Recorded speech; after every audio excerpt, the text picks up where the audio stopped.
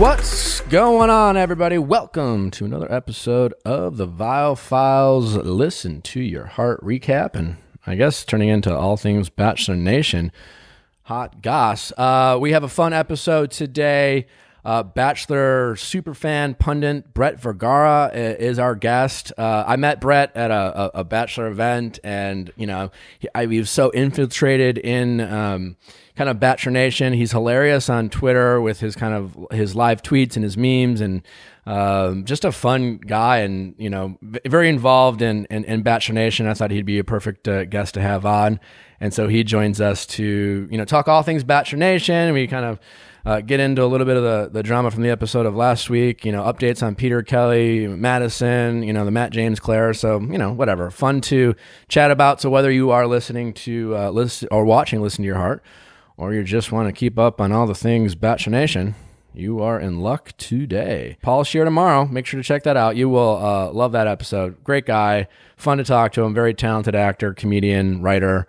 And we really appreciate Paul joining us. So make sure to check us out tomorrow. And without further ado, as Chris Harrison would say, let's listen to our hearts. Brett, thanks for joining us. Yeah, I'm excited to be here.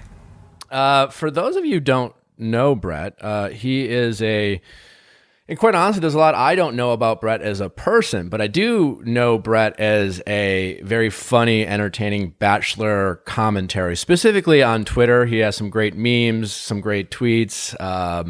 He's been around for a while and a fan of Bachelor Nation, and has been so funny that followed by many people, cast members in Bachelor Nation, executives even, are big friends of Brett, and he's been covering it and giving his thoughts on the franchise for some time now. But I'm curious, Brett, who are you? What do you do? And how did you get involved in Bachelor Nation? I mean, and I've met Brett before, but I'm curious about your background. I don't really know the answer to that.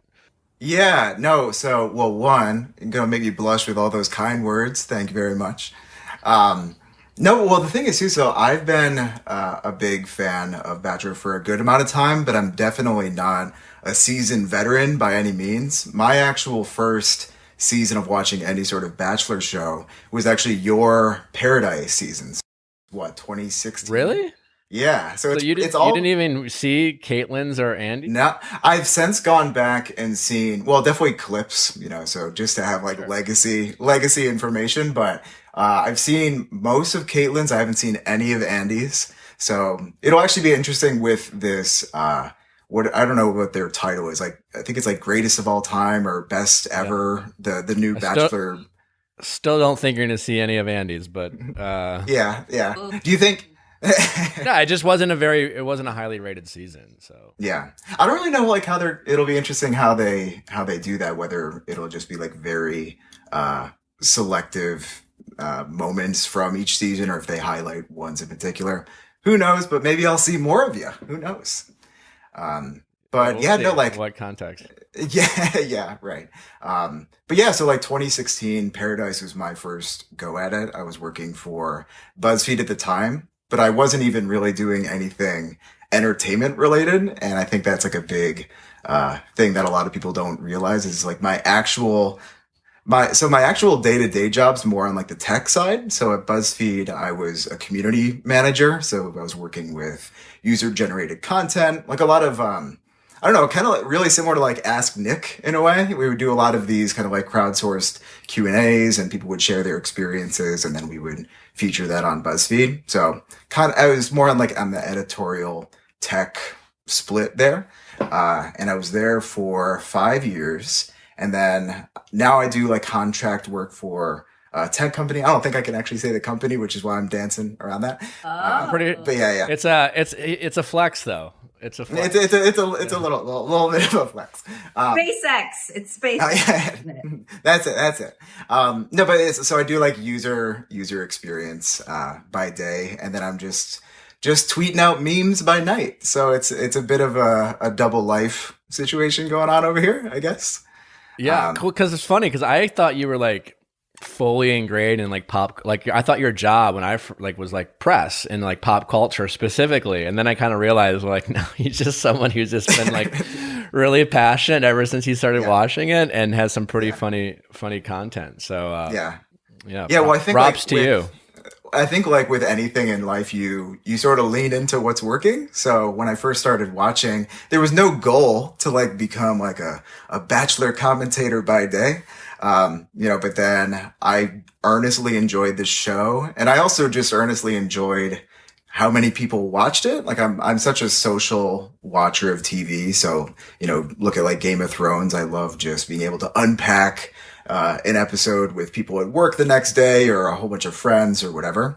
And I think Bachelor has this very unique position where if I run into someone, this is even before I got as invested as I am now, but if I run into someone at a party who watches Bachelor, we immediately have such this connection or this like thing to talk about right away. And I don't think there's actually a ton of things that are as magnetizing as like watching something like Bachelor or Game of Thrones. Really, really is. I mean, I remember when Tyler was on Hannah Brown's season, and he was doing this kind of weekly run with people, and a lot of the women who showed up were there for like a summer internship, and they kind of talked about how they didn't have any friends, and it was just their mutual love for the Bachelor or Bachelorette, which is a nice kind of melting pot type of thing, and so it's those are kind of the charming and heartwarming stories that come from being fans of the show or just having a common interest in bringing people together. So it's always kind of neat that way. Yeah, and also too, like I think for me too is like I got really invested because there's kind of two different ways you could watch the Bachelor shows. One is just like, this is trash reality TV. I'm just like having fun with it. Or you can just fully deep dive in it and kind of like explore the greater cinematic universe of Bachelor Nation. So you can start deep diving the Reddit threads or like checking out the social media handles of everybody. You can kind of choose your own adventure in that way. You seem to be keeping up on the kind of after show of Bachelor Nation of it all in terms of, people's social media accounts, the TikToks out there. I've seen some of your tweets and memes and your excitement around that. What are your thoughts going on with kind of Bachelor Nation, in the wild, so to speak? Yeah. I will say I'm very impressed with how, especially in these very weird times we're currently in, how Bachelor has almost like taken it upon themselves to bring up drama just in their regular homes. Like it seems like every week there's still a headline or two that's like Bachelor related. So I'm pretty impressed with how everybody's been like stepping up their game over here, Yeah. Any thoughts of your own on specific events that have gone on, or well, I don't know. Peter and Kelley are seem to be officially together, so congrats to them if that's the case. Yeah, well, we definitely have to unpack all of like Peter Kelley stuff because it's very official, but also Barb and I'm forgetting Pete's dad's name. Is it Pete? Is it literally just Pete? I think he's Junior. Yeah, I think it is. Yeah. Yeah. So I saw they both did some public like, hey, Kelley and Peter are together, and I saw Barb even did a pic collage of Kelley and Peter together, which is I don't know, I'm trying to think of like how I feel about all that. Like I'm ultimately happy for them, and I think it is kind of fun that we've never had this type of progression of events with another lead before, where it's really it's been to like all right, it's like one person, then it's like this other person, and then like, oh, that looked a little iffy, and then oh, it's that person again. It's like, yeah, no, it's another person. It's pretty impressive, but I don't fault it, and I really like Kelley. I think the only thing that I was initially apprehensive of is like when it didn't really look like they were following like social distancing stuff, like no, so stressful, right? Yeah, that like, but they weren't the only ones, to be clear. I mean, if we're gonna criticize them, they weren't the only ones who were quarantining and TikToking with other people in Bachelor Nation, and yeah, and all of this like gets gray for sure. I think something like Twitter or Instagram, when you're doing your commentary around all that stuff, it's easy to lean into hyperbole. And I think a lot of people don't necessarily realize that also, that like Twitter is just very, dramatic as a platform. Totally. Hydrate Spark, my favorite water bottle to help me stay hydrated. I've been doing a few things to keep busy, like working out, doing sit-ups, vacuuming my rug, and drinking water, So that's That'll been wild. Fill up your time. Yeah, listen, I mean, I don't know what it is. We've talked about this before, but I constantly, it's easy for me to drink coffee and a bunch of things I shouldn't spend a lot of time drinking, but I'm never drinking enough water, and Hydrate Spark has really helped me do that, and it's great for your immune system. It's great for your skin. It's great for your internal organs. It's one of the easiest and healthiest things you can do for your body, and Hydrate Spark is just a helpful reminder for you to do that. Totally. We both downloaded the app. We just synced our Hydrate Spark smart water bottle to the app, and then it starts glowing when it's time for you to drink water. So it monitors how much you're drinking throughout the day. It's incredible. So up your water intake and order a Hydrate Spark smart water bottle today. Go to hydratespark.com/VIALL for 20% off your first order. Hydrate is spelled with an I, so that's HIDRATE spark.com/VIALL. Again, that's hydratespark.com/VIALL for 20% off your first order. I'll tell you what, guys, together we can help save the restaurants we love, which is really important. And also, while enjoying the foods you love, you can do good in your community. Every order on Grubhub helps support your local community as restaurants rely on deliveries and pickup orders during this time. Contactless delivery is available. Special promotions will be available daily. Look for neighborhood specials so you can save money and save a restaurant. Your pickup or delivery order can help save a local restaurant during this difficult time. And you can also donate your change on every order to support the Grubhub Community Relief Fund to support restaurants and drivers impacted by COVID-19. So, just for our listeners, if you download the Grubhub app and enter promo code VIALL, you'll get $10 off $15 or more for new diners. That's promo code VIALL for $10 off any order of $15 or more for new diners. So, download the Grubhub app today and use promo code VIALL to enjoy the restaurants you love delivered. What do you think? Any thoughts on the Clare drama? So like Matt James, Clare. I actually almost like got myself in trouble with that because I saw Clare, not like really, but I saw Clare tweet out that whole thing of like, oh yeah, these people who are doing cameos and just trying to like take advantage of being on my season without it and having even started yet, like not there for the right reasons, blah blah blah.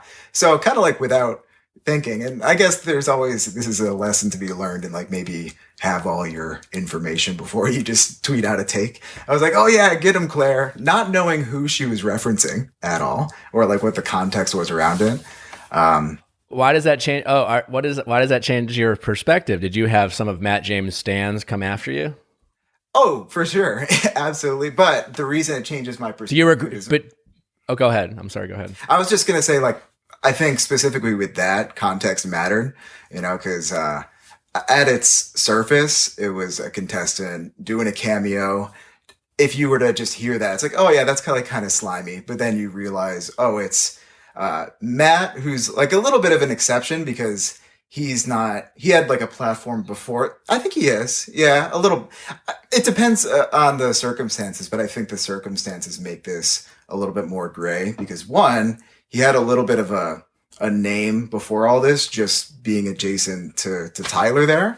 But I think the thing that's actually more relevant is that it was for charity. So it's like hard to, I don't know. I think it's hard to I could be reading it wrong. I don't know, but it's funny because I had a similar reaction to you, right? Like I saw it. I was like, that's funny. Good for you, Clare. Now, granted, I think looking back, I think they were both foolish. I think Clare should have just probably not have tweeted that, I mean, I get why she did, but like she didn't help herself out and kind of like created a shitstorm. But in fairness to Clare, I mean, in terms of, his foundation and what he wants to do, that's all great. You're Tyler's friend, that you have a right to do that. But he got casted on The Bachelorette, and so And then they went in quarantine and he signed a contract, and certainly a lot of upside there. It also seemed, as far as the charity stuff, like I could have been misreading it, but like some people sent me some of those like they're like, oh, what about this or this video? And it comes across that he said it was charity after the fact, because his buddy who he said he was in a charity with posted on his story was like, we never talked about it, but like, sure, fuck it, we'll go to charity. That's how it came across. I don't know if that was actually the case, but I think regardless, even if it's for charity, I don't think, listen, at the end of the day, if you're going to go on The Bachelor or Bachelorette, like, you know, we talk about like right reasons, and like from Clare's point of view, I'm simply saying, as someone who is the lead, there is a genuine fear, now more than ever, that the people aren't really there to meet you, right? And there is a genuine desire, whoever the lead is, for this to work out. And it might be true that none of the people who go on the show are there, in fact, for the lead. That might be true, right? But you got to be careful to not make it so obvious, right? And just because Matt James is there for his charity, which is nice if that's the case, that still doesn't mean he's there for Clare. And it still comes across, like, just because, you know what I'm saying? Like, this is ABC Food Tour's awesome thing he did. That's great. Being Tyler's friend, great. But I can guarantee you that the good people at the Bachelor franchise and the producers, when he was making these TikToks videos with Tyler, reached out to him and said, slow your roll. Like, play the long game. Fly under the radar. You're not helping yourself. And he clearly didn't listen. And it's safe to say he probably he started feeling himself a little bit. Getting all this press with Tyler and things like that. And it kind of came back to bit him in the butt. And again, like, that doesn't mean like you're doing stuff for charity. Like, that's great and good for him. But if you're going to go on the show, you need to at least come across as like not immediately starting to take advantage of the opportunities the show brings you. And if you want to be Tyler's sidekick and Tyler's friend, then go do that. But he I don't know. Like, listen, he's put it this way. It seems almost impossible for them to cast him at this point. And that sucks because Yeah. I mean, especially because like she's made such a statement. I mean, I still really do want to see him because I do like him on there. But I mean, it might even turn into a plot point, essentially, like if they kept him. I don't know if they can. I mean, when I met Matt and Todd at the same time. And when I met Matt, I was like, you got to go on, man. You got to go on the show. Like, he would be perfect. His response almost seemed like he was subtly shading Clare, being like, for those of you who don't know, I'm doing this for charity. Ha ha ha. And it kind of got some of his, like, you know, Matt James stands. And like, you know, Tyler has a very cult-like following, and they're very passionate, going to defend Matt, as you witnessed. As a result, that kind of like it became Matt versus Clare. And I don't like, listen, at the end of the day, Clare's the Bachelorette. You got to protect your lead. And I just don't think they could, that's a plot point. And like, let's say Matt James goes on the show, like, you know, all the press is going to be writing about this feud and drama, and it's just going to put Clare in a very vulnerable position. I don't know if the show really wants to kick off the season that way. Also, like, we want Clare to be bold and we want her to speak up, right? We want her to, like, the same reason we liked Hannah Brown. We want her to do that. And indirectly, you're kind of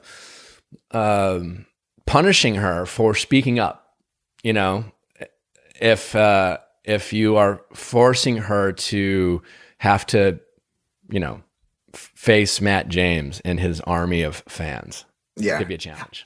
I do think it's interesting too. I mean, because I do agree with the idea that, okay, like, you sign up for this, so, you know, like, you know not to take advantage of the opportunities it might present, like, quite yet. But it's also interesting now that we're in this really abstract, weird time where I think a lot of them were comfortable with the fact, like, okay, I have 2 months to wait where I can just bunker down and not lean into, like, the Bachelor world all that much. But now it is this weird thing where it's like, okay, everybody knows. I think they're actually going to run into more of an issue with Claire and all these guys have access to social media and they can look up each other, and I think that's going to pose a bigger complication.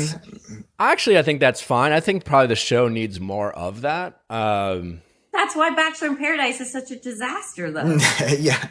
I don't know. Like, I just think, I don't know. I mean, like, it just depends on how much what Claire's doing, right? But I still think it would be fine if the lead knew a little bit, or at least something about their suitors going in. I think it's fine. But as far as like, the Matt James or other Claire's guys, it's just kind of my general thought on Bachelor Nation people in general. It's just like, we're very quick to enjoy the limelight, right? And when you shine a light on yourself, whether it's for charity or not, like you have a bigger spotlight on yourself, and regardless, fair or not, you're always going to get some sort of criticism. Like anytime you shine a light on yourself, for example, like the things I said about Madison last week, shined a light on myself. I had an opinion. I had a strong opinion. I had people support me. I certainly had a lot of Madison stans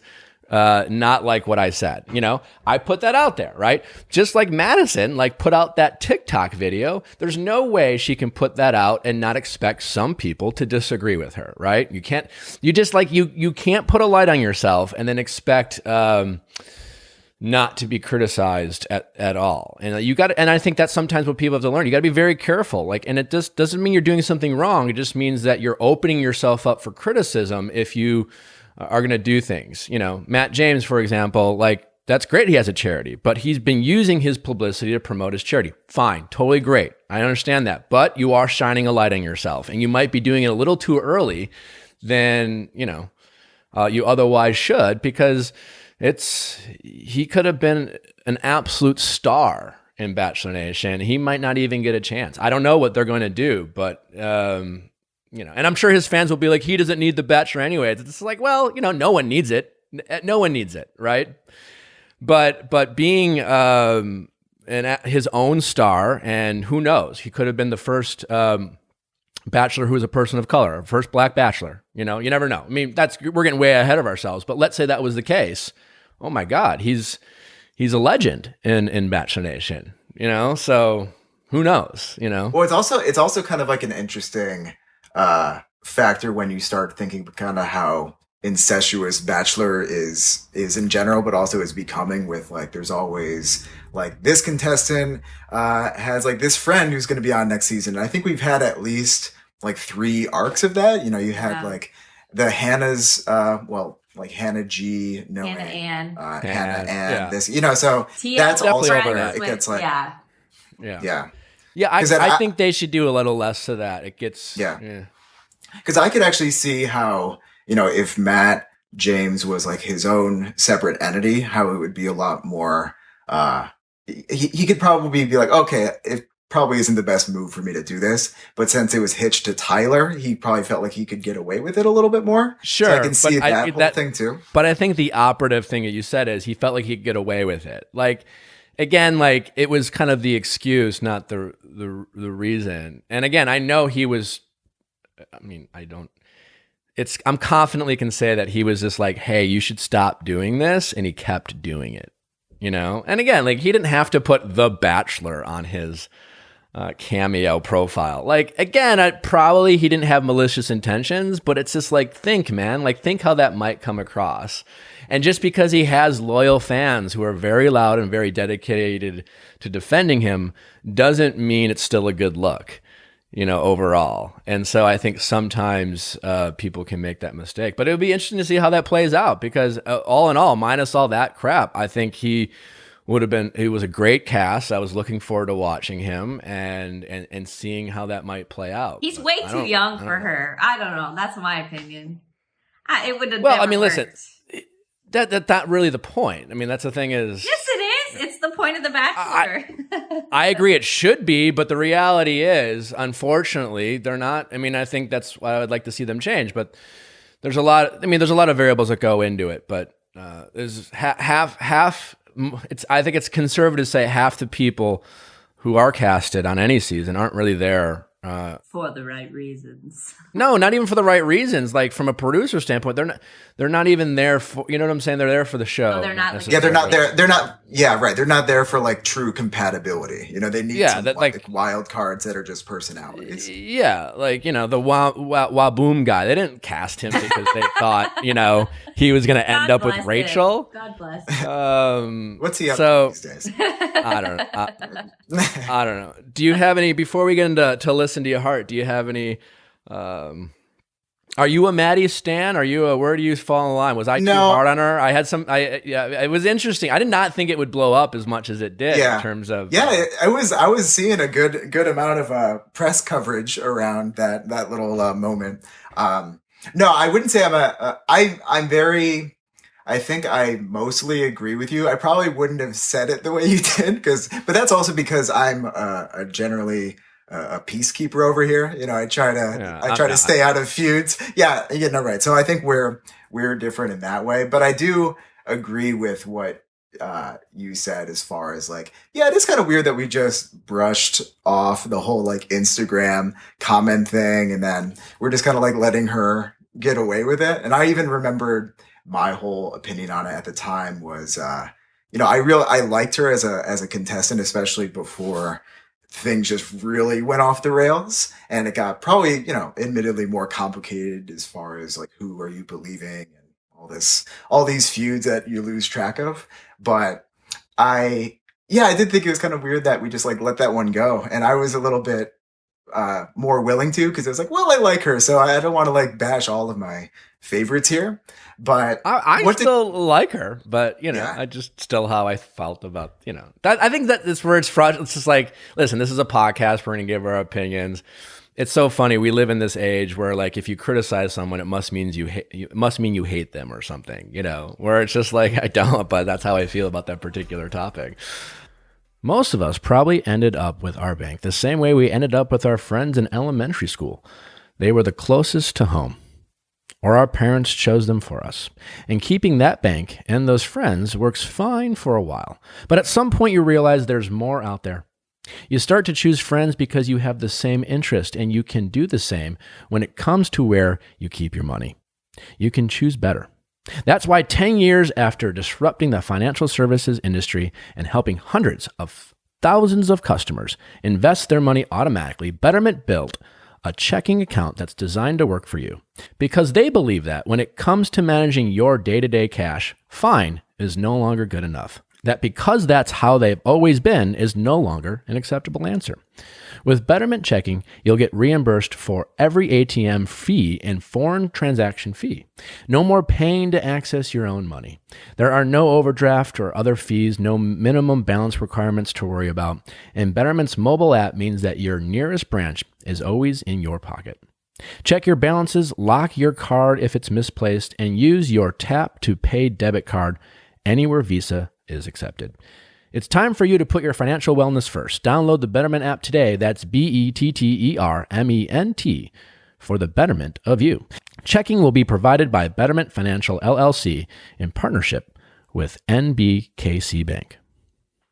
Modern fertility. Well, hey, listen, might be a lot of quarantine babies out there. And if you are interested in getting pregnant, always a great time to find out your fertility. Which obviously can be a very sensitive and sometimes very expensive thing for women out there. Isn't that right, Rochelle? Totally. And plus right now, you can't really go to the doctor and see things that aren't emergencies, as you know. So this is super easy. They mail it to you. You prick your finger, you put it on this piece of paper. I did it and I set it in. And then they contacted me and let me know what was going on with my fertility. They walked me through a bunch of stuff and made it really easy for me to understand what was happening. Well, so right now, Modern Fertility is offering our listeners, like I said, $20 off their test kit. So just go to modernfertility.com/VIALL. That means your test kit will cost $139 instead of the hundreds or thousands it could cost at a doctor's office. Get $20 off your fertility test when you go to modernfertility.com/VIALL. modernfertility.com/VIALL. I think is interesting, especially kind of blending that with the Kelley, Peter, Barb stuff, is that I get really caught up in like the timeline of all that. And That's it. I was going to ask you about that. What are your thoughts? Yeah. I think there's definitely something murky going on for like everybody involved. I mean, you were talking about Kelley and the Super Bowl thing and all that. And I don't even focus so much on that, but what I more get really drawn to is like why do Peter's parents love Kelley so much? Like, how did that happen? Because it's not like a normal level of like, oh yeah, like I like Kelley on the show. Like I remember Barb commenting on Kelley's Instagram, like, oh, like we got to go shopping sometime. She's the best. And then you think of like Kelley getting invited to after the final rose. And I don't know, it makes me feel like there might be like truth to, you know, some of like what Maddie was saying is like, when were like certain conversations happening? Because it seems like there was maybe development in that relationship when there maybe shouldn't have been. But I'm not really. What are your thoughts? Yeah, I don't know. Well, I have a couple thoughts on that. Is Barb did not invite Kelley to AFR. She doesn't have that power, despite, you know, her seemingly influence on the world. So that was not Barb's call. Yeah, but maybe the producers knew that he had a thing with Kelley, and they were thinking alternate timeline. He might pick her. I've had enough of conversations with producers off the record that there just isn't the conspiracy theory when it comes to that is going on. That fans suggest. Kelley wasn't involved with the Women Tell All, ultimately because they thought she would have a negative influence on the other women, and she wouldn't have anything to offer from a TV standpoint. Right? Kelley was one of those cast members that didn't fully embrace the show, and that can be a challenge for the producers sometimes, especially when you are a bit of a role model to some of the other cast members and they look up to you. And Kelley's not the first person. That's happened on my season. Some women were like, I probably was more into than others, but ultimately I was like, I'm not going to end up with them. And what they did in the house was like constantly, you know, like tell the other women like, this is crap, don't listen to them, like, which is like fine, but like they were just, you know, they weren't embracing it. And like, it's like, did you show up? Like, you know, this it is what it is. Like, it's a show, so just stop doing that. Right? That's why she wasn't at Women Tell All, right? And so like Kelley still had her fans. So again, with all the speculation of what was going to happen at AFR, the first unspoiled season, it makes a lot of sense to just throw Kelley in the audience, spotlight her in the beginning of the show, and just like build up even more anticipation of like all the scenarios that can play out. Like, that is why she was there. It's not because Barb reached out to the producers and said, by the way.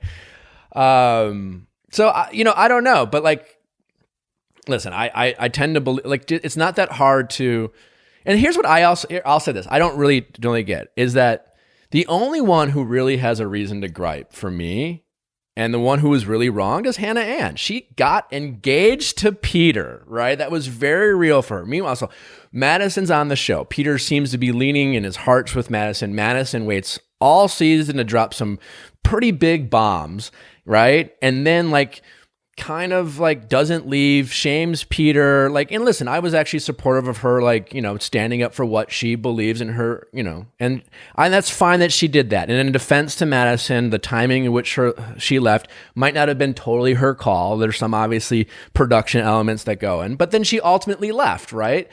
She leaves, she does her thing. Peter breaks up with Hannah Ann. Chris comes down and hangs out with Madison. That's not Madison's call either, right? So like, but Madison goes along with it, right? And then Peter is just like, well, we decided not to meet in person. We thought we'd wait to ask for the final rose. And the more I'm hearing about this is, it sounds like Madison's like, I don't think we should meet. And Peter's like, okay, sure, we should not, like, you've convinced me, right? So either way, there's no relationship really there. They decide to like they talk, but they're not meeting up.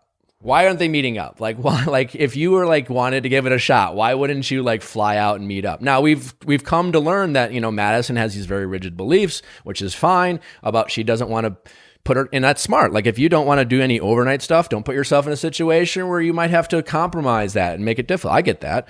So then they go on AFR. They have that drama with Barb.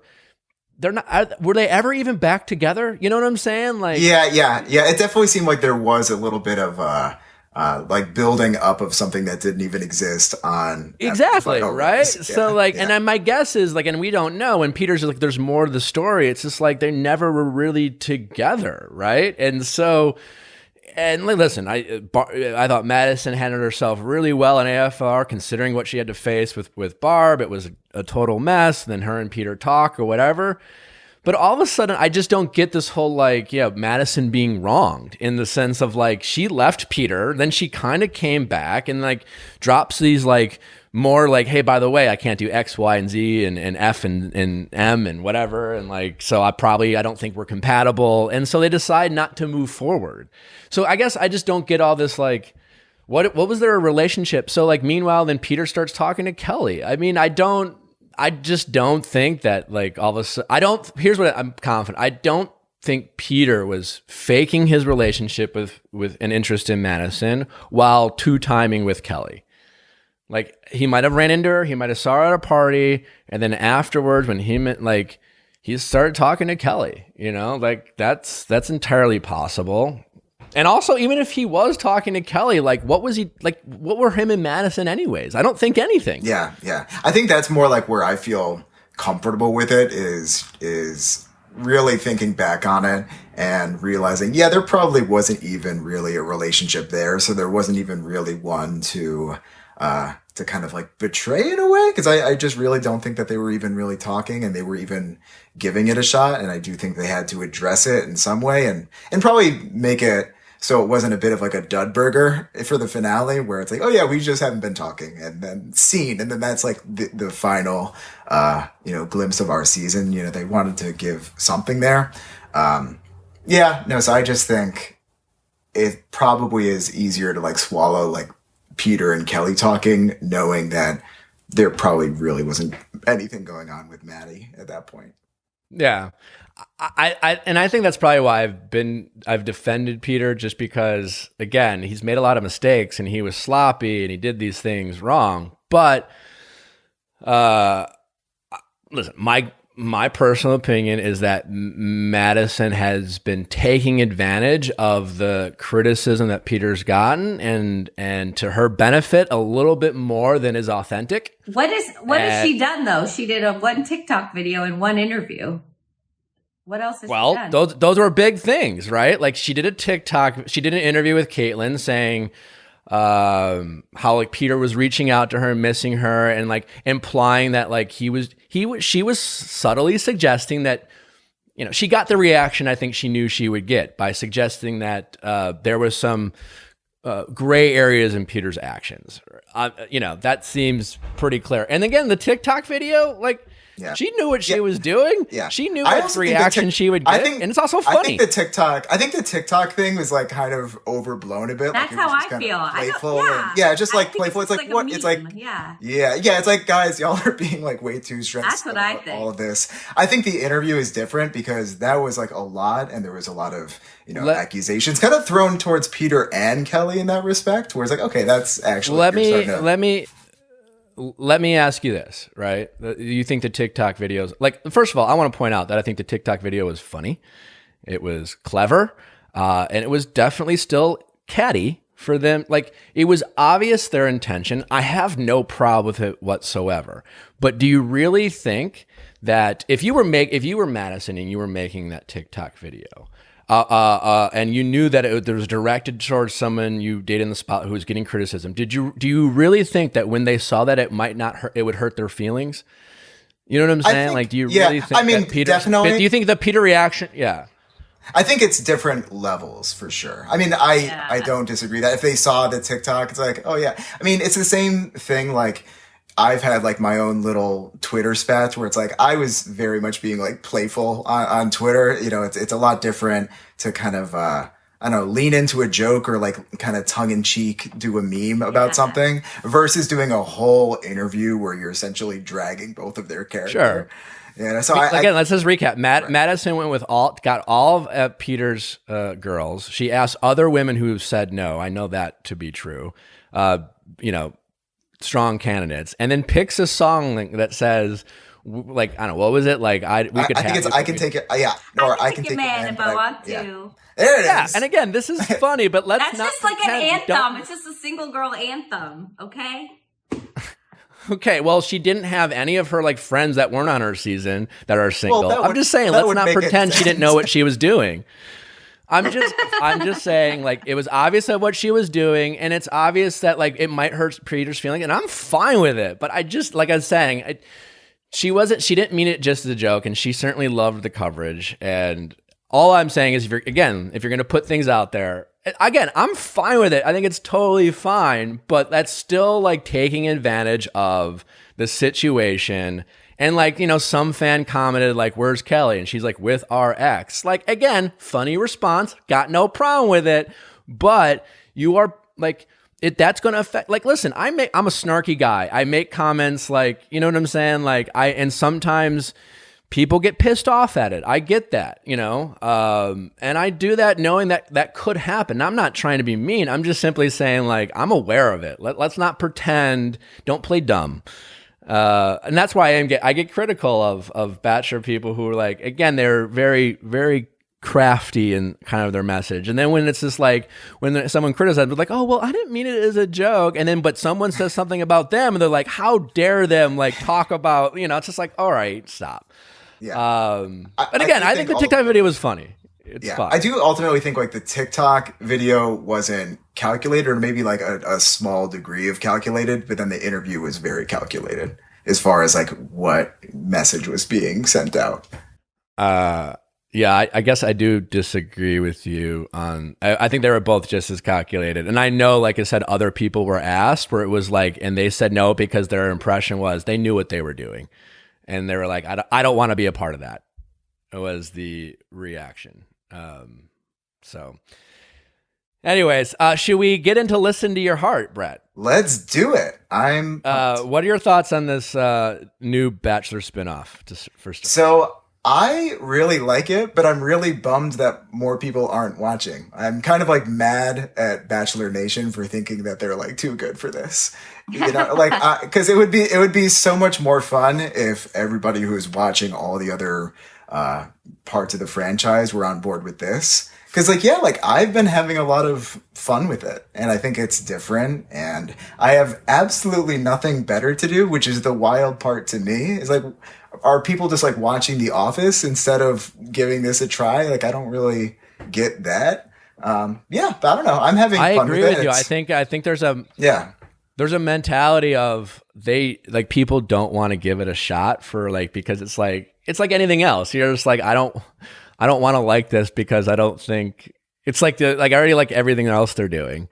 And it seems like, yeah, because like all in all, ultimately is just another entertaining Bachelor show. Right. And also too, like there's certain people that I talk to where, you know, when you're in every season, every lead, every contestant for that matter will have some sort of critique that you can find or some sort of thing that you don't like about it.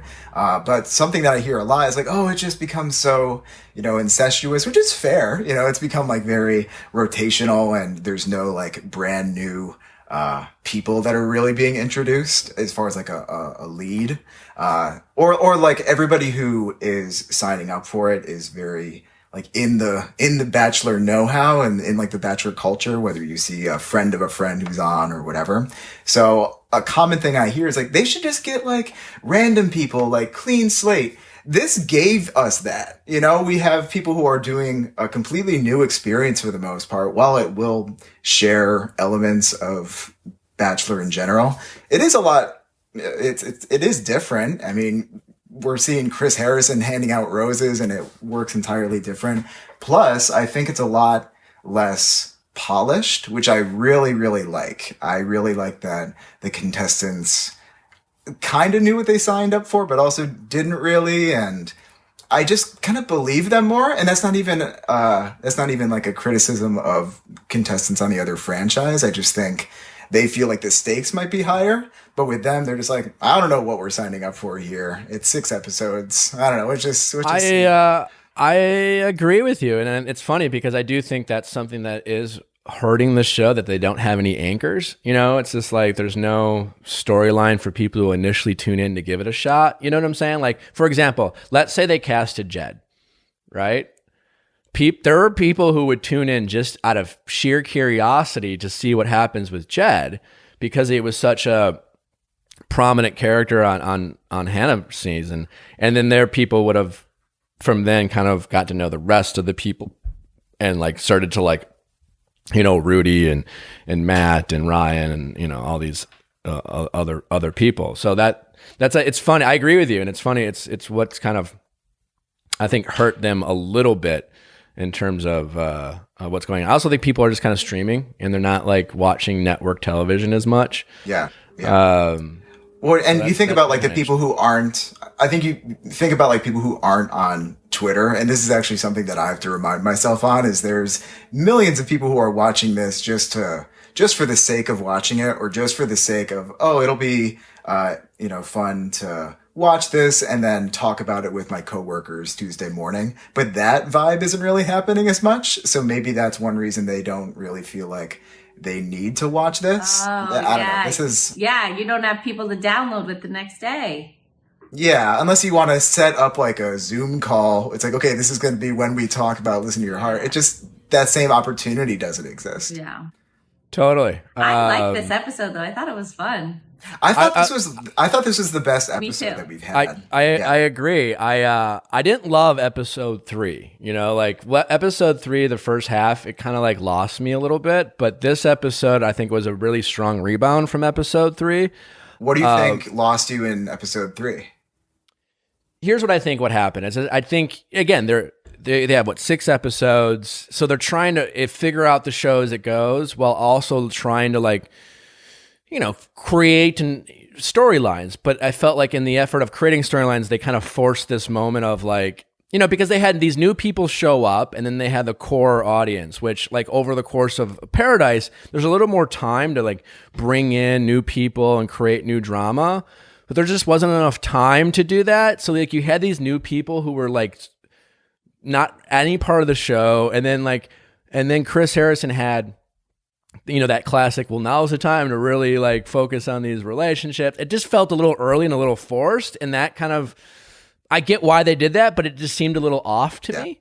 Yeah. And and I think too, like it's a lot different with this show because on Paradise, even if you show up really late, you have people who are potentially like, oh, I'm waiting for Nick to come by or whatever. Like they have this knowledge that there's a chance that you might show up, but these other people don't have the same luxury. And also they're sending home some gems. Like I know that you talked about her last week, but like, why did no one give Mariana a chance? I do not understand why we did not hear from her. It's safe to say she just didn't talk while there, but yeah, I mean, gorgeous, right? Yeah. And also too, another thing I didn't really get is, I'm kind of forgetting exactly who went home last week, but I remember there was Ruby, I think. And I thought it was interesting, like when the current person that you were talking to wasn't reciprocating back. Like look at Gabe, for example. When the person you're talking to isn't reciprocating, that's it. Like, yeah, they you can't leave just, like, so go back quickly. Into the house for, they just are out there. Like they don't even grab anything. Right. Like, can Gabe like go talk to Mariana or something? Like, just give her 5 minutes. Yeah. You know, it was so quick. It's like they don't even let you. Yeah. They don't even let you get your shoes. It's like, all right, nope, your car is right over there. Bring Gabe back, by the way. Oh, I love him.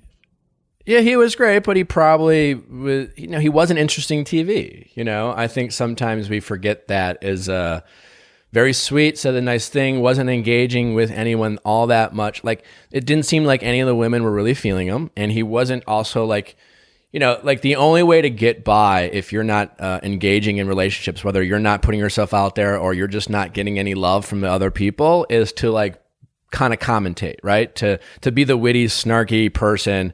And that wasn't him, right? And good for him. Like he seems like a really, you know, nice, sweet guy. But that's not what makes great TV. And so there was just not a place for him. I do love the like what Temptation Island kind of callback. You know, that was real dark. Oh yeah, that was great. All in an effort to like really. vet out the Savannah and Julia and was it Brandon drama? Yeah, Brent. Yeah, right. I So mean, like, like they force all these other people to go on dates for this. Like, yeah, sure, whatever, man. We'll go hang out. But like, we're like, which was great. I love the Temptation Island callback. I thought that was really clever. I loved that wrinkle. It was just so funny how. I was actually expecting Jamie and Trevor and Ryan to have more of like a thing. So like that got resolved so quickly. Yeah. No, I mean, because I knew they pulled Chris and I was like, okay, like, yeah, Chris is all of a sudden going to like start hooking up with Rudy there. But yeah, like I thought that they were at least going to address it a little bit more. Or there was going to be like some, I ultimately know that she's way more interested in Trevor clearly, but I thought there was going to be, some leaning into it for the drama, but it's just like, nope, we're just pals. All right, cool. About Julia, Brandon, and Savannah. And it was like, and they just did that to not make it seem so obvious, even though it was obvious, which is fine, right? But right. Brandon is the worst. What a dickhead. Brandon is the Such worst. a dickhead. He's a professional gaslighter. Oh my, yeah. I mean, it's so funny. Like he's like, listen, sweetie.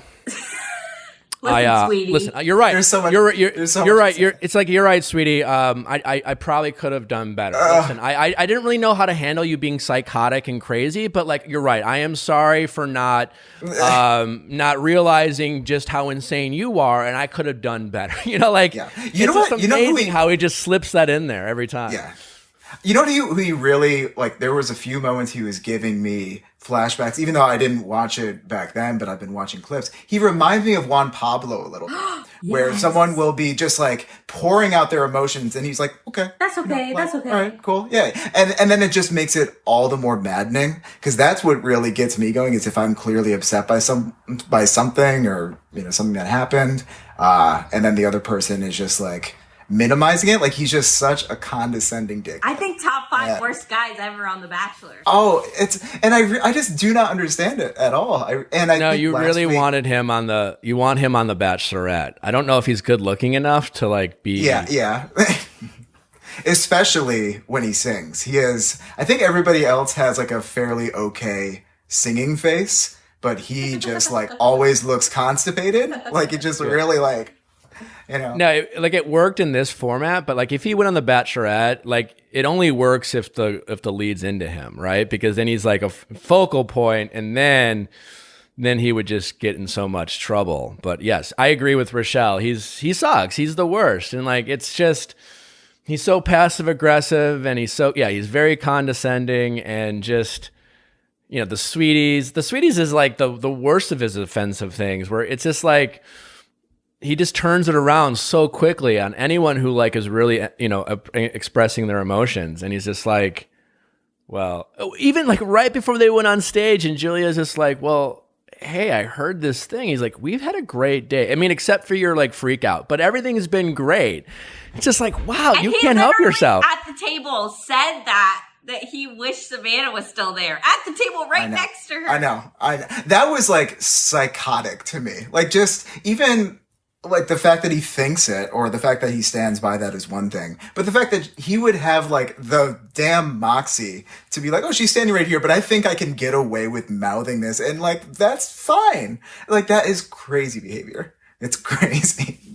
You know, it is. And what's great in what you mentioned, I think, no matter if you're familiar with the show or not, you forget, but Brandon truly didn't watch the show. And so he's really kind of operating under this innocence of like not fully realizing that everything he's saying is being recorded. You know what I'm saying? Like, he really, you can tell he's really just being himself, because I think if he went back on, he would be a little bit more careful with the things he said, because he's not a dumb guy.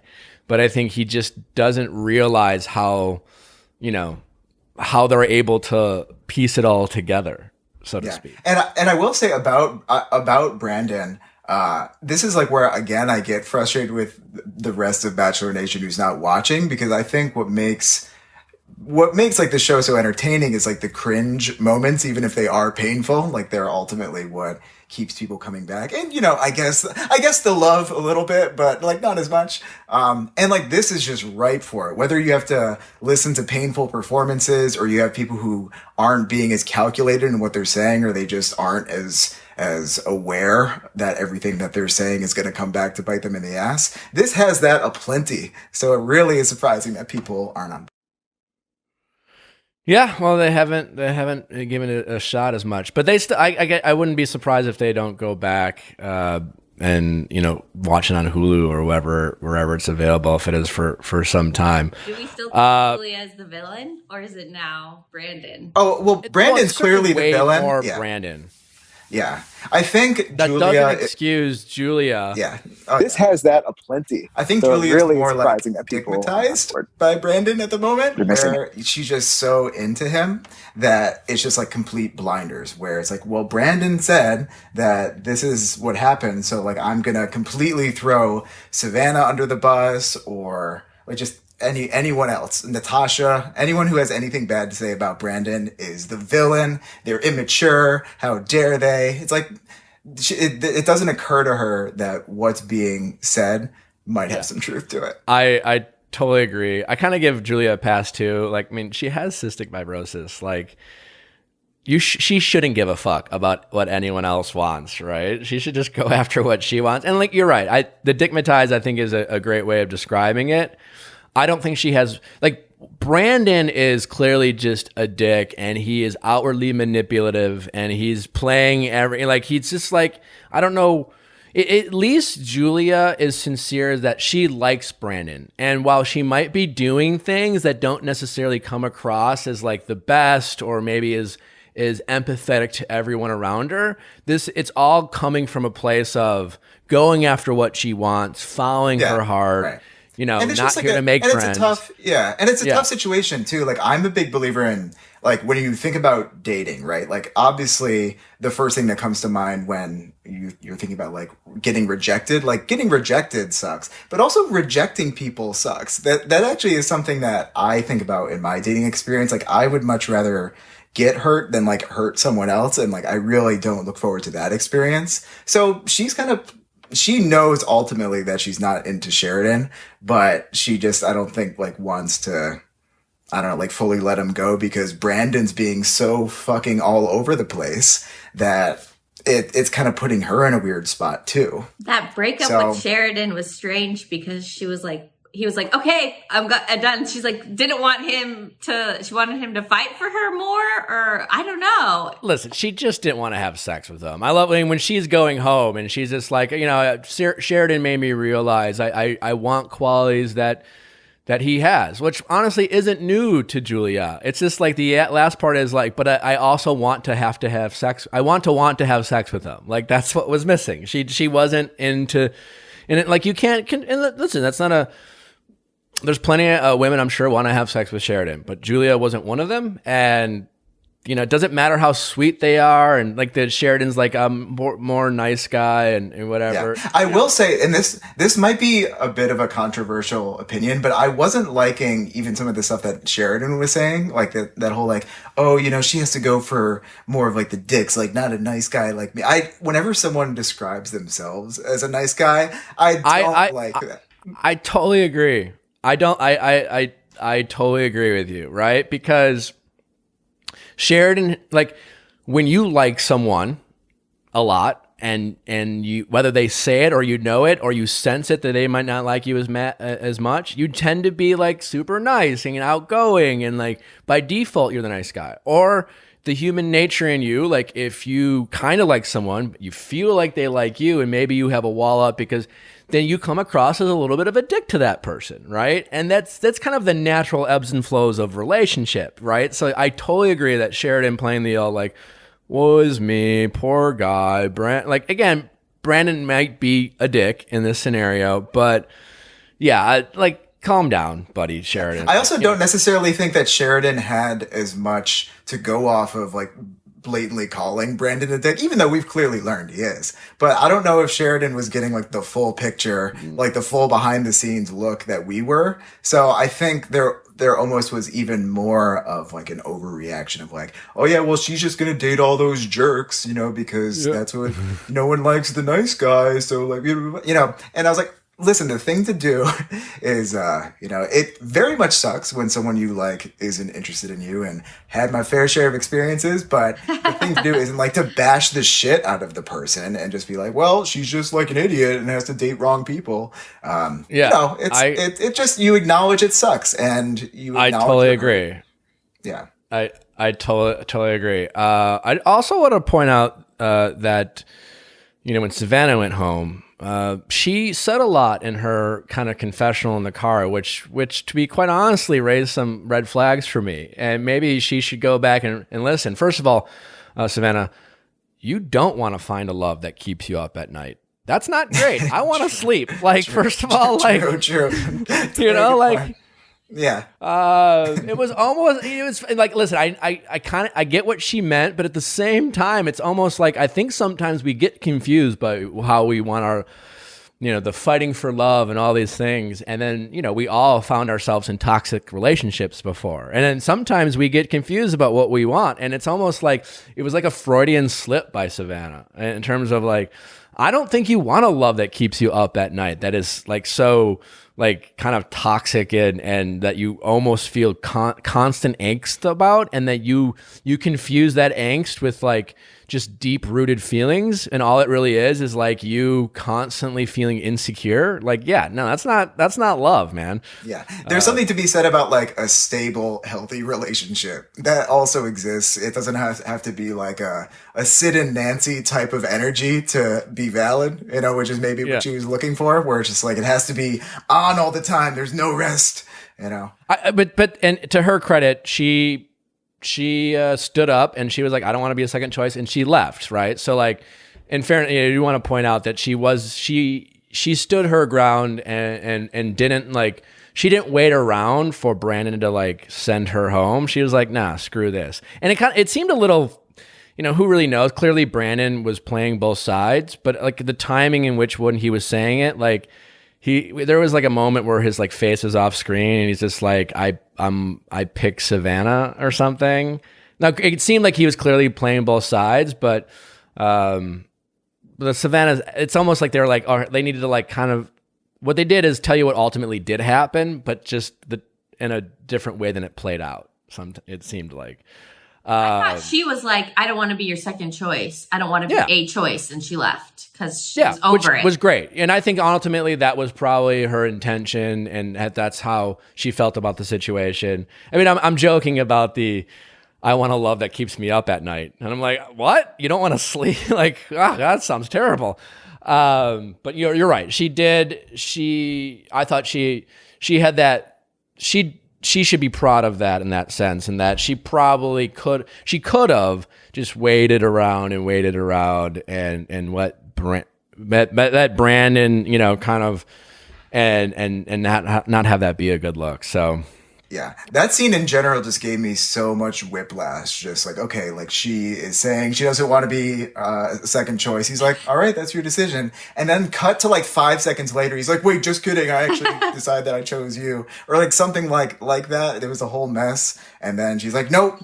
yeah, right. She literally just and then walked out of the I house. think within a period of 30 minutes, he went from Julia to Savannah to Julia to Savannah to Julia to Savannah to Julia. It just all over the place. Because ultimately he just wants to choose himself, I think. That's a great point. I think, Brandon's biggest fan is Brandon. So that we get to the music competition of it all. I will say I'm really enjoying more than I thought I would, the singing. I'm not a bit like, I don't watch The Voice. I don't watch American Idol. I've seen them both and I appreciate it, the talent that's on there. And for that reason, I guess like I'm enjoying the performances more than I thought I would, Yeah, I would say that too. I think it actually brought me back to like the nostalgic American Idol days, because I don't watch it right now, and I don't really watch The Voice. The Voice doesn't like capture me as much as American Idol did. But I started just thinking about like the season with like Catherine McPhee and Daughtry and Kelly Pickler and how invested I was in that show. And this episode kind of brought me back to that place where it's like, oh yeah, it's kind of interesting to see like how these people will do like on a rendition of like Lover or something like that, you know?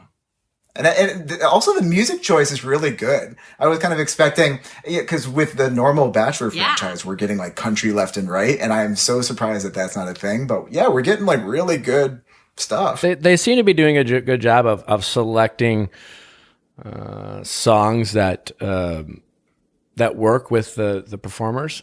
Was it Ryan? It's Ryan and Rudy, right? Matt? Ryan and Natasha. No, okay, then I'm sorry. I always confuse Matt and Ryan's Rudy. name. Matt. Oh yeah, Rudy. Matt is really. I gotta say, like, I wasn't sure about Matt in like episode 1, but both as a character and as a performer, really enjoy listening. Yeah, like, I really liked him a lot, and I love that. That was song like the perfect song too. for him. They really set him up for they set them both up for success for that song. Like that was a perfect song choice for both of them, and I really enjoyed it. I also got to say, like, I think the trap of people getting more attracted when they have like a good voice is definitely working here, because I could see a lot of these people, whether it's like actually attracted to them or I just trust them more after I see them sing a song I really like and they do justice to it. I'm like, okay, wait, actually Matt's kind of cool, you know, but if he didn't sing a song that I really liked and do it justice, maybe I wouldn't have that higher opinion of him. So I feel tricked. No, yeah, you're right, because like I'm not in any way invested in the Matt and Rudy relationship, but once they sing, you're like, oh, maybe they can be in love forever. I just think Rudy as like a person. Yeah, she seems like a cool hang. She's got a beautiful voice, you know, really soulful, rich voice. She seems effortless when she sings. You know, like early on in the season, when she would talk, she would, you know, show her vulnerability, you know, and she would, even in a fun, playful way. I've dated half the guys in LA. She was this kind of authentic mess, right? And I don't mean that as a criticism, but when she's on stage, that's when she's very confident, and where she's like, she feels like, you know what, I might be super insecure about everything else in my life, but you give me a microphone and a song I like to sing, and that's fun to watch, right? It's fun to see her confidence in that, and I really enjoyed that performance. Yeah, which is literally the opposite. Relatable. Yeah, the opposite of Jamie and Trevor. I felt bad. You know, it's funny because like both that performance and Julia and Brandon's, you know, they were still fine. Like, again, this is coming from a guy who can't sing. You know, I have no musical talent, so Trevor and Jamie's like was still pretty good. Like we're like. That's what I thought. I wonder if they recorded it, if they record them over, you know, after and then. It's possible. Do you think here's what I think. I think perfect. You know, it's a TV show, right? They did the same thing on Dancing with the Stars. Now, like Dancing with the Stars is far less produced, and it's really the dancing competition. But listen, if you go on Dancing with the Stars and all week at practice, you're like, I'm nervous, I suck, I'm nervous, and you have the whole week of footage of you saying how nervous you are, they're going to let the judges know that, right? And it doesn't really matter how good or bad your dance is. They're going to be like, you seemed tense on the dance floor, you know? That happens, right? And so clearly that's happening here. And so Jamie set herself up. Like, she would have had to bring the house down. And she still looked nervous. And so that's what's going on. And like, you know, the judges are made aware of, like, it's not, my favorite line, it just seems like, wow, the judges are like psychic. They like know everything that's going on, like behind the closed. It's like they can read our minds. It's like, yeah, sure. Yeah, maybe they're. Like, oh yeah, I have a feeling that this is like a new couple. Am I gathering that right? Am I guessing this? It's like I feel like. Am I what? I don't know. I don't know. Maybe I'm crazy, but did you guys get in a fight 5 minutes ago? Like there's certainly a little bit of that. But so yeah, I don't think her performance was and also like they were. I will say one thing that doesn't really fit for me is like, and I get it because it's The Bachelor, and there's always going to be an emphasis on love, but this idea that like you can't, that the connection to your singing partner matters as much as they want you to believe it matters. Like I get The Star Is Born, and it seemed like, they were truly in love, and like great performances by two wonderful actors, the best. But at the same time, like, yeah, I mean, and even because like Julia, I love her voice. I think she has one of the stronger voices of the group. I don't particularly like Brandon's voice, but like I'm watching him and I'm just like, I don't know, it seemed fine to me. Meanwhile, Toni Braxton's just like, I love Andy Grammer's expressions, and God only knows when like where that expression actually is coming from. Yeah, right, he might have got a text from his like wife or something. Who knows? I'm sure that and it just gets like Frankenbitten in there. Yeah. I mean, he's just like, what's going on? Like maybe he had like a weird fart or something, and all of a sudden he's making a face. But whatever. That is the show is the show. But I mean, it did feel like he was ignoring her kind of when he was playing. Don't you think? Well, again, with Brandon and Julia, yeah. I don't really know. Brandon and Julia? Well, Brandon is all about Brandon. Like, that's... Yeah, right. Well, but also, like, again, I'm not a performer, so I don't know if that's a natural thing. I don't know that. So it's hard for me to, like, criticize musical performances when I'm, like, literally the worst at singing. But I understand this is a duet. I understand you play into it, but... Is that the case for performers? Like let's say, two performers who are happily married, not to each other, right? Do they always have to act in love, when they're singing a duet? Yeah, true. I guess I think that calls on a different skill set too, where it's like, if you're, cause like, for example, I think Natasha is wildly talented, and I think Ryan's like really talented too in like his own like unique way. He has like a very unique kind of like John Mayer mixed with Shawn Mendes kind of vibe going on. I don't think that they're really in love with each other. I just think that they have kind of done this silent nod to each other where it's like, hey, this is good for both of us. We're both doing great. We both have good voices, and they can really play into the energy really well. But I don't think they're actually, really vibing with each other. I mean, even look at not at all. Natasha. Yeah, when Natasha and like Ryan were talking about Julia and Brandon, Natasha was like, oh yeah, you're fun to like talk shit with, or, just to gossip with. It's like, I think that's what the relationship is they're just both, she's like the commentator person of this season. Yeah. And he's just like her sidekick. No, she's drama waiting to happen. And we saw kind of a teaser. My prediction for next week, and I don't know how many if they keep eliminating one couple each week, I don't know if that's going to work timing wise, but Natasha and Ryan are the next to go for sure. We're going to peel back the kind of like the insincerity of that relationship. I wouldn't be surprised. It's Jamie and Trevor. I wouldn't be surprised if Jamie and Trevor bounce back. I wouldn't be surprised if she has kind of a redemption week. Yeah, listen, Jamie really likes Trevor. Trevor doesn't really like Jamie. Trevor, like that's pretty obvious. Trevor, like I'm really over Trevor. You know what I will say too with Trevor is, I think Trevor is so lucky that Brandon was around, because Trevor was getting set up to be like the dick of the season, and then Brandon was like, "Hold my beer, let me just say some shitty stuff to multiple people." And I guess good for Brandon that he's like, and Trevor's been on American Idol, and Trevor's biggest difference between Trevor and Brandon is Trevor is very aware of this is a TV show and how this could all work out. And Brandon's like, whatever, man, this is who I am. Right? Brandon is more authentic. Trevor, I don't know if he's a good or a bad guy.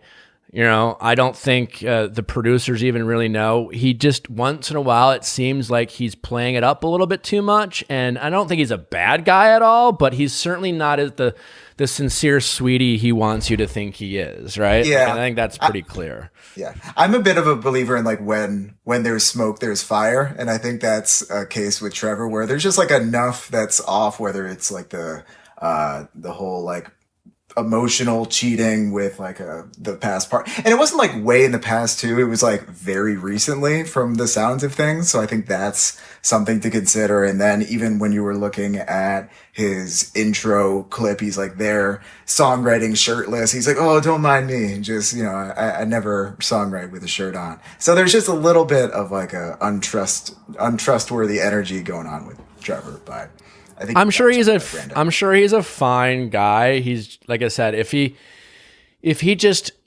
was a little bit more honest, that he, again, it's just the overplay in the nice guy, right? If he played that up a little bit less, I would find him to be like just a normal dude, you know? But he's just a guy, and it's fine. Also, he's like a seasoned performer, and I think it's like probably annoying to be paired up with a 20-year-old girl who hasn't found any sense of confidence yet. Like, that's got to get old. Yeah. Yeah, but that's, you know, that's on him. He yeah, true. And then every time Bree and Chris perform, I get butterflies. Sincerely, I always get a little choked up. They're just, you know, they're like, and it's not like they're clearly like in love and boring TV, and the show is just like reminds you every week, oh, they're still here. They're gonna definitely win whatever competition, and they're the best. They're the most talented. And like, by the way, do you think they'll get engaged at the end? Oh, 100%. Oh, yeah. I think if anyone's getting engaged, it's definitely them. And also, like, they've had like 3 or 4 episodes. Is it 4 episodes? And they're already like well off to the races. So I don't think it's even that much of a leap to get to an engagement. They're the Jade and Tanner. Yeah. Like, you know, Tanner. Like, and when I say not great TV, again, that's not a criticism at all. That's it could be a compliment, right? But they're really sincerely falling for each other. They're both really gifted musicians. Listen, that's why you get a little bit of Chris playing the piano every episode, because like that's his best stuff. Like they're leaning into what he's great at, and he's a sweet man who's so sincere. And I love Chris. I actually think he's like my favorite guy singer of the whole show too. I mean, I'm more drawn to like his style too, so that's a big reason. I think he's the most talented. I mean, I think he just goes up there and it's just not a thought in the world, and it's so effortless for him to do this. It's so like he's so good. And I think Bree is also really good. During their performance, I got like little like butterfly chills a little bit. I totally did. I'm every time they perform, I'm like, wow, I'm such a what? Yeah, it's like I'm flustered. Yeah, wow, I know a little bit. Listen, yeah, a little bit. I totally do. Yeah. Anything we haven't covered in terms of some listen to your heart? I think we got it all. Toni Braxton, shout out to her. Yeah, she's great. Wow, what an icon. They've had some great people like Jason Mraz last week, Toni Braxton this week. I really like Toni's commentary. I really like, she was like funny and like really, she was really into it. And they all have been, you know, you never really know what to expect from celebrity guests on the show, but they've all really embraced it, and they've been fun, and you feel like you got to know them a little bit. And I enjoyed watching, and I really liked Andy Grammer's reactions. They were, I love when he was just like, was it great? I don't know. We won't really know, but you know what? You tried, you know, or something like that. It was pretty, I mean, it was pretty, he seemed really funny. And, it was, that was like the Jamie and Trevor, right? Where it's like the first 2/3, like, you know, kind of rocky, but the third, you brought it back home, I think. And good job. He was pretty funny. I enjoyed, you know, and then, you know, Rachel and, what's Brian? Thank you. Brian. Yeah, they were great. Rachel's. I'm sorry. Yeah, Brian, great guy. I've met him once. Great guy. Can't wait for that heat. Wait, they're married, right? Yeah. Husband. Yeah. So yeah, I really, Brett, thank you for coming in and talking all things Bachelor Nation with me. It's great to catch up. We've been kind of, I love how we use the Listen to Your Heart, both a recap and a State of the Union. Slow times that we're in. We have, you know, we got to give the people what we want. I think that's honestly why, like, thank God Gigi got pregnant, because that really has given some really beautiful news out there, things to get excited about.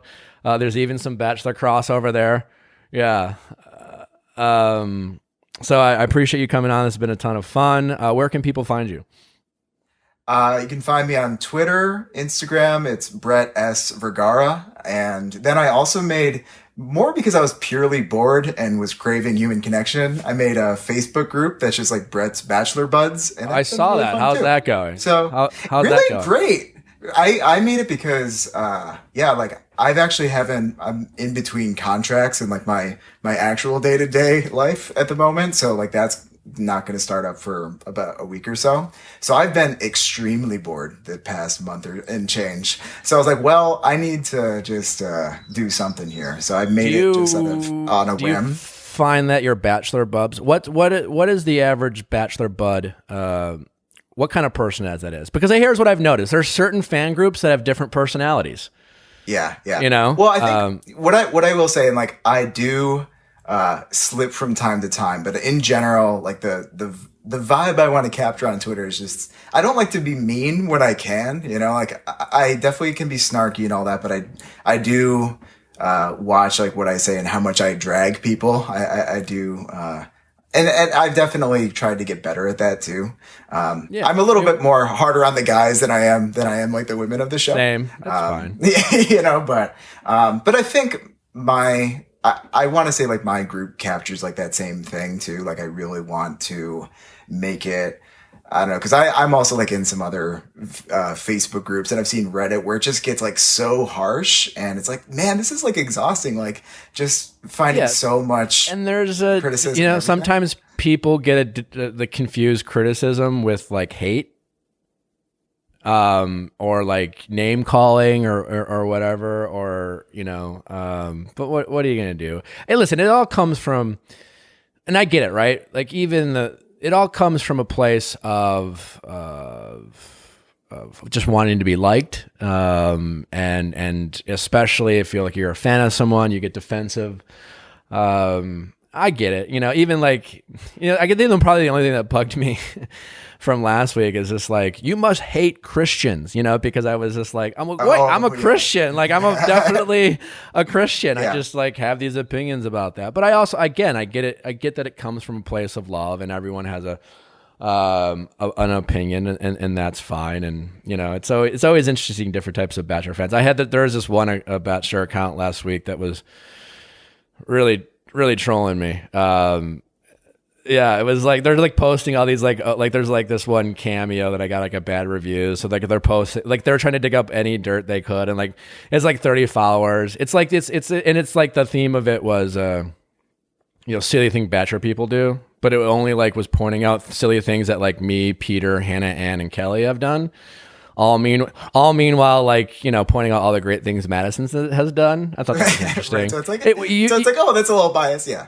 It uniquely doesn't follow Madison though, but it's clearly a Madison fan account. That's not a fan account. I did see the fun Blake thing. That little retort. Yeah, what are you gonna? You know, I've been tough on Blake, and that's fine. You know, it's totally fine. I get that. I like Blake, but I've been tough on him, and I get it. And you know, he's probably sensitive about it. Then that's fine. No, I don't have any hard feelings. I understand if he has hard feelings towards me, but I don't know. You had very funny. I've had so much criticism over the years. Yeah. What? I thought both of you had very ahead. funny lines in that. I thought both of you had like very funny comebacks in that little retort back and forth. So like, you know, It could just be that. It's totally fine. I mean, again, it's tough, right? And I've had the luxury of taking some really early heat early on, so that when it happens, it's like I get that.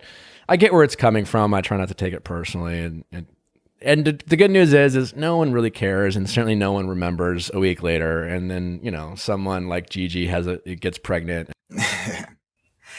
I do think as like a closing thought, like this whole idea of you know, everything feels like if it's like Matt's cameo thing. I think for the most part, the franchise is quick to forget things. So I'm curious to see when we do get to the point where we're looking at Clare's season again, if that's going to be a thing that's as big of a news story, or if it's going to get swept under the rug. It's interesting what has staying power in the franchise and what just gets forgotten very quickly. Like Maddie's Maddie's Instagram thing. Like I thought that was swept under the rug pretty quickly. So it's just weird. Because there's always more. My prediction with that is if they don't cast Matt, it will go away. If they do, it will get brought back up, which is probably my guess is, and I have no knowledge of this, is just my guess, is that whether Matt recuses himself or the Bachelor producers just like, yeah, we can't, like maybe wait a year, but like you can't, like we can't have you on for the very reason, like they don't want the press to like be bringing up and like write articles again on how like everyone agreed with Matt, and you know all these Matt stans who are like, you know, loud on Twitter, you know, and because the truth is like Clare hasn't been around. She's not friends with Tyler, you know, someone who's one of the more popular people and most relevant certainly now in Bachelor Nation. And you know Matt's friends with Hannah Brown and Tyler. Like that's a strong fan base right there, you know. But he's still not the Bachelorette, and you got to protect the lead. Yeah, makes sense. So, well, Brett, I really appreciate you coming on. It's been a lot of fun. Always good to talk pop culture Bachelor with you, and absolutely. We will talk again, I'm sure. Sounds good. Looking forward to it. All right. Thanks for listening, guys. We appreciate you tuning in. Don't forget to check us out tomorrow. Paul Scheer. Yeah, Paul's a fun one. If you, Paul's been a very successful comedian, actor, and a ton of stuff. He's also a Bachelor fan, but we have a fun conversation about life, what it's like for him from a parenting standpoint, and his wife, and dealing with coronavirus. And it's a really fun, lighthearted conversation with Paul that I know you will enjoy. So make sure to check us out tomorrow.